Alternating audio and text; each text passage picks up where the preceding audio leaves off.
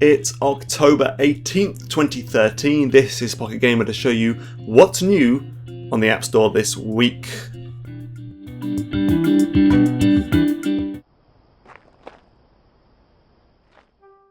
Our top pick this week is the new game from Yearwalk developer Simogo. It's called Device 6 and it's essentially a text adventure, but the descriptions are laid out like a map, so corridors are long thin sentences and rooms are neatly packed paragraphs.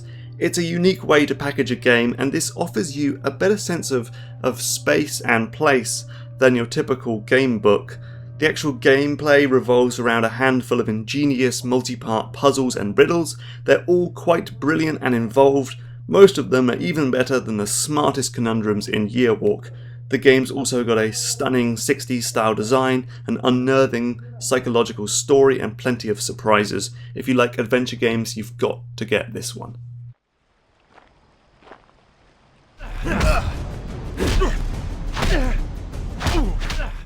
The new Batman game for mobile is a touchscreen tapping brawler in which the Dark Knight is pitted against every assassin in Gotham City.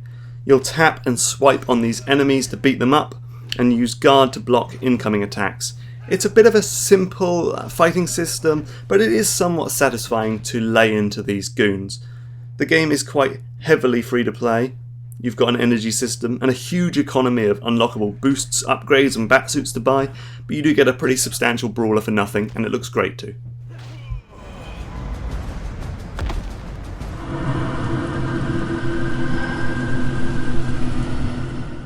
Indigo Lake is the latest Slender Man style horror shooter. We haven't had one of those for a while, have we? And it comes from the guys behind The Woods.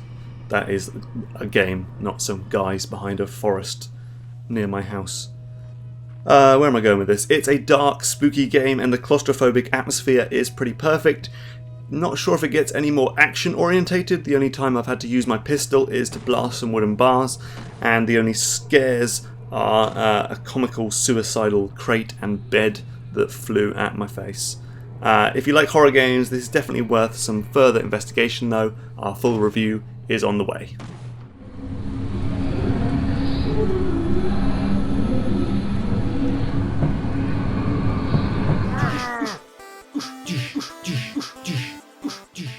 In Fist of Orson Timber is the last free man in a post-apocalyptic world that's been dominated by woodland critters. His job in this cute retro brawler is to punch every deer and bear in sight. The controls are great and the game dev clearly has a sense of humour. Just wait until you get to the bear strip club. It is, however, a very traditional brawler, so you might find punching the same enemy 100 times a little bit boring after a while.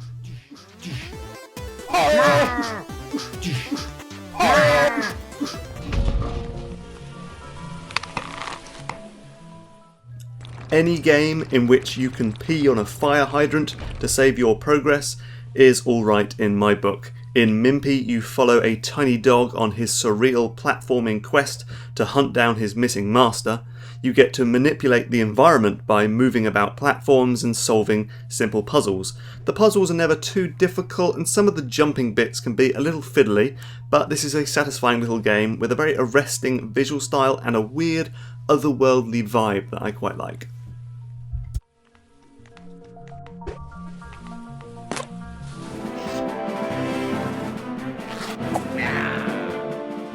Pocket Titans is an RPG that's played out on the shifting game board of a match 3 puzzler. Your heroes and your enemies sit on the board and you can shunt entire rows and columns to move the various warriors about. Some characters need range, some work best up close, some like to be diagonal from their enemy. It's a smart idea and it leads to some ingenious tactical puzzles. There's a full story and a multiplayer mode. Some underwhelming presentation aside, this is a fun puzzle RPG.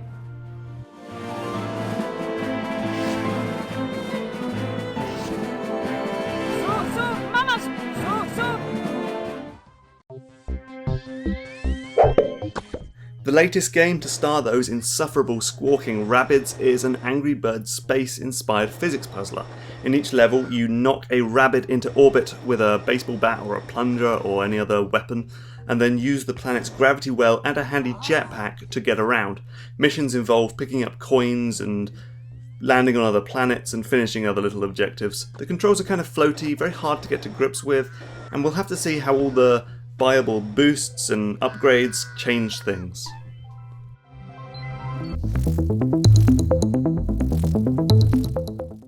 Neurokult is an addictive score-chasing arcade game. The idea is pretty simple. Coloured nodes fly across the screen, and you must de-res each one before it disappears by tapping on it.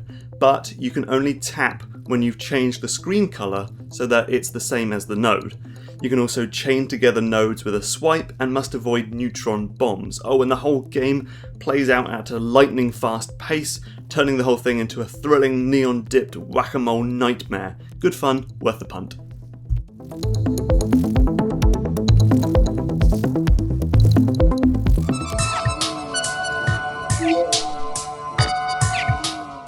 Robo and Bobo is a game about simple programming. Rust Bucket Robot Robo wants to get to his bear, so you have to give him a string of commands like turn left, jump, press a button that will hopefully get him to his teddy. It's a good idea and it looks absurdly great, but those gorgeous graphics do come at a cost, which is lengthy loading screens between stages. Couple that with an annoying animation to sit through after every level and it just all gets very tedious. Very sad, as it looks like a great game.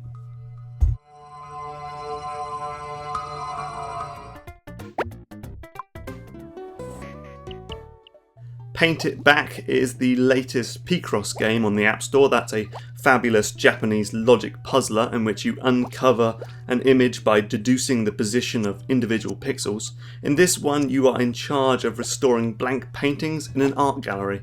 It's lovingly presented, it has a great art style and contains a lot for free. There's also an in-app purchase if you want even more. It even has a very dependable pinch and zoom system for the larger puzzles, making it perfectly playable even on the small screen of the iPhone. Chilingo published Time Waster Mega Dead Pixel is all about precision. You must guide a falling white pixel so that it scrapes just past these big black pixel art shapes without actually touching the shapes. And while turning into the eponymous megapixel that can ramrod through black shapes is good fun, the actual goal of precisely lining them up into a very specific column is a fiddly, especially on the touchscreen, and often unenjoyable chore. I do like the art style in this game, but it's simply more frustrating than fun.